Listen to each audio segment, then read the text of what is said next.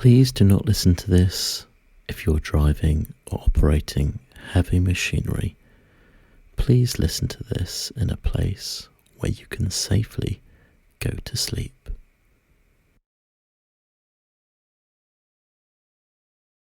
Chapter 2. Curiouser and curiouser, cried Alice.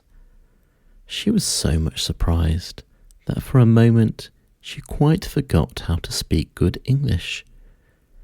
Now I'm opening out like the largest telescope that ever was. Goodbye, feet. For when she looked down at her feet, they seemed to be almost out of sight. They were getting so far off. Oh, my poor little feet. I wonder who will put on your shoes and stockings for you now, dears. I'm sure I shan't be able to. I shall be a great deal too far off to trouble myself about you. You must manage the best way you can. But I must be kind to them, thought Alice. Or perhaps they won't walk the way I want to go. Let me see. I'll give them a new pair of boots every Christmas. She went on planning to herself how she would manage it. They must go on by the carrier, she thought, and how funny it will seem sending presents to one's own feet, and how odd the direction will look.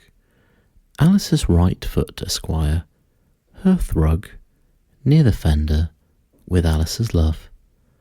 Oh dear, what nonsense am I talking? And just then her head struck the roof of the hall. In fact, she was now rather more than 9 feet high, and she at once took up the little golden key and hurried off into the garden door. Poor Alice! It was much as she could do lying down on one side, to look through into the garden with one eye, but to get through was more hopeless than ever. She sat down and began to cry. You ought to be ashamed of yourself, said Alice. A great girl like you, she might well say this, to go on crying in this way. Stop this moment, I tell you. But she went on all the same, shedding gallons of tears until there was a large pool all around her, about 4 inches deep and reaching half down the hall. After a time she heard a little pattering of feet in the distance, and she hastily dried her eyes to see what was coming. It was the White Rabbit returning, splendidly dressed, with a pair of white kid gloves in one hand and a large fan in the other. He came trotting along in a great hurry, muttering to himself as he came, Oh, the Duchess, oh! Won't she be savage if I keep her waiting? Alice felt so desperate that she was ready to ask for help of anyone. So when the rabbit came near, she began in a low, timid voice, If you please, sir. The rabbit started violently, dropped the white kid gloves and the fan, and scurried away into the darkness as hard as he could go. Alice took up the fan and gloves, and as the hall was very hot, she kept fanning herself all the time she went on talking. Dear, dear, how queer everything is today. And yesterday things went on just as usual. I wonder if I've ever been changed during the night. Let me think. Was I the same when I got up this morning? I almost think I can remember feeling a little different. But if I'm not the same, the next question is, who in the world am I? That's the great puzzle. And she began thinking over all the children she knew that were the same age as herself, to see if she could have been changed for any of them. I'm not sure I'm not Ada, she said, for her hair grows in such long ringlets, and mine does not grow in ringlets at all. And I'm not sure I can't be Mabel, for I know all sorts of things. And she knows very little. Beside, she's she, and I'm I. And oh dear, how puzzling is it all. I will try to know all things I used to know. Let me say, 4 times 5 is 12, and 4 times 6 is 13, and 4 times 7 is, oh dear, I shall never get to 20 at that rate. However, the multiplication table doesn't signify. Let's try geography. London is the capital of Paris, and Paris is the capital of Rome. And Rome, no, that's all wrong. I'm certain. I must have been changed for Mabel. I'll try and say, half doth the little, and she clasped her hands on her lap, as if she was saying lessons, and began to repeat it, but her voice sounded hoarse and strange, and the words did not come the same as they used to. How doth the little crocodile improve his shining tail, and pour the waters of the Nile on every golden scale? How cheerfully he seems to grin, how neatly spreads his claws, and welcomes little fishes in with gently smiling jaws. I'm sure those are not the right words, said poor Alice, and her eyes filled with tears again as she went on. I must be Mabel after all, and I shall have to go and live in that poky little house and have next to it no toys to play with. And oh, ever so many lessons to learn. No, I've made up my mind about it. I'm Mabel. I'll stay down here. It'll be no use their putting those heads down and saying, come up again, dear. I shall only look up and say, who am I then? Tell me that first, and then, if I like being that person, I'll come up. If not, I'll stay down here till I'm somebody else. But oh dear, cried Alice with a sudden burst of tears, I do wish they would put their heads down. I'm so very tired of being all alone here. As she said this, she looked down on her hands and was surprised to see that she had put on one of the rabbit's little white gloves while she was talking. How can I have done that, she thought. I must be growing small again. She got up and went to the table to measure herself by it, and found that, as nearly as she could guess, she was now about 2 feet high, and was going on shrinking rapidly.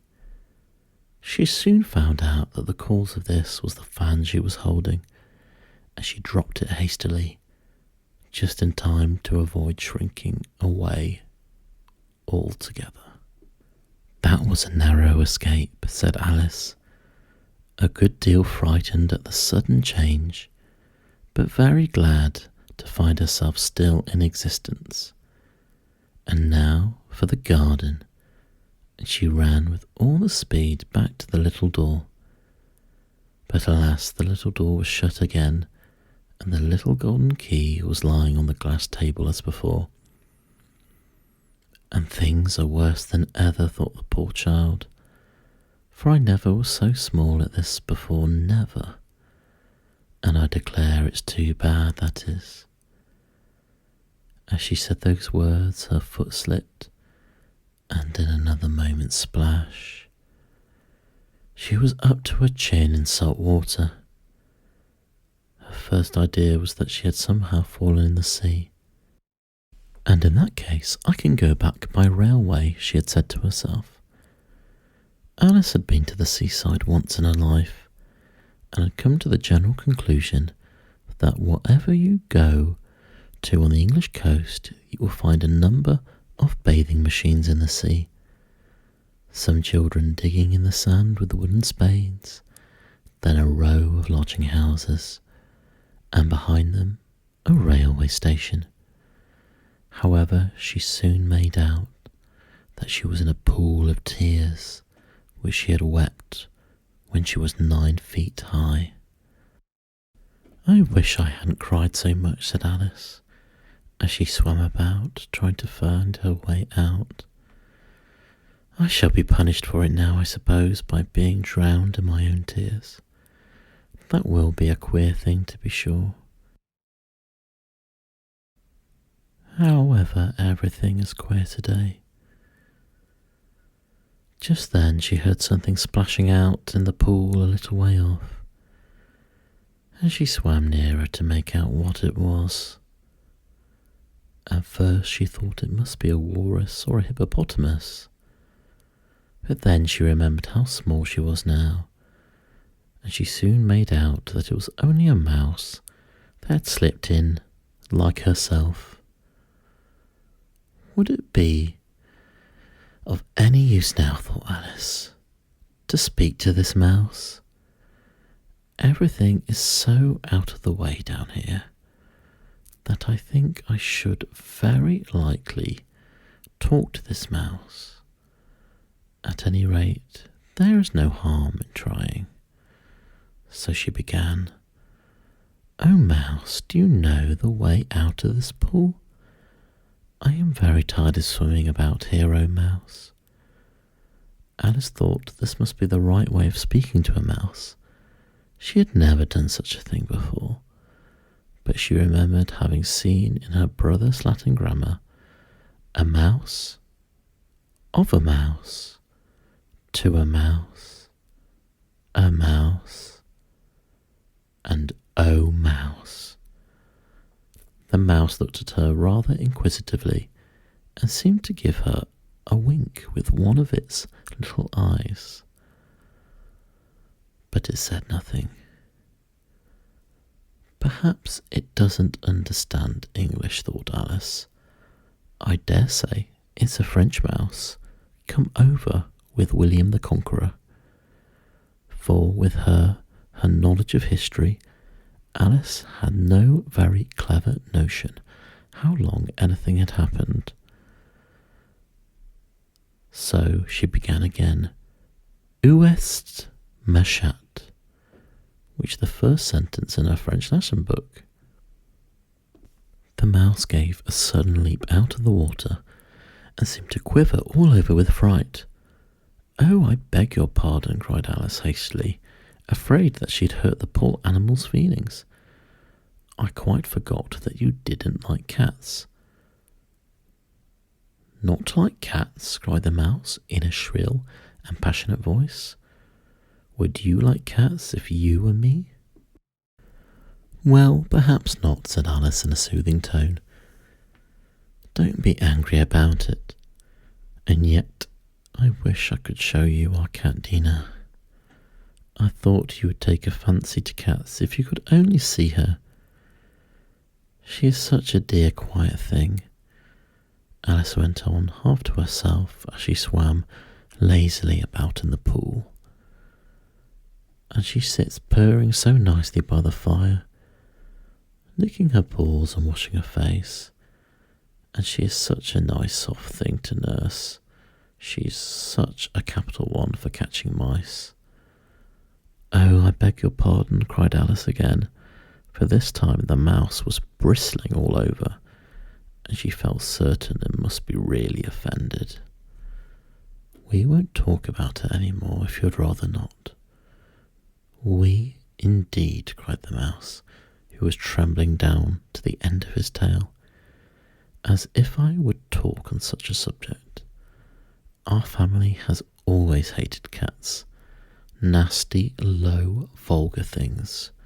Don't let me hear the name again." "I won't indeed," said Alice, in a great hurry to change the subject of the conversation. Are you fond of dogs?" The mouse did not answer, So Alice went on eagerly. There is such a nice little dog near our house, and I would like to show you. A little bright-eyed terrier, you know, with such long curly brown hair, and it will fetch things when you throw at them, and it will sit up and beg for its dinner, and all sorts of things. I can't remember half them, and it belongs to a farmer, you know. And he says it's so useful, it's worth £100. He says it kills all the rats. And oh dear, cried Alice, in a sorrowful tone, I'm afraid I've offended you again, for the mouse was swimming away from her as hard as it could, and making quite a commotion in the pool as it went. So she called softly after it, Mouse, dear, do come back again, and we won't talk about cats or dogs either, if you don't like them. When the mouse heard this, it turned around and swam slowly back to her. His face was quite pale with passion, Alice thought, and it said in a low, trembling voice, Let us get to the shore, and then I'll tell you my history, and you'll understand why I hate cats and dogs. It was high time to go, for the pool was getting quite crowded with the birds and animals that had fallen into it, and there was a duck and a dodo, a lory and an eaglet, and several other curious creatures. Alice led the way, and the whole party swam to the shore.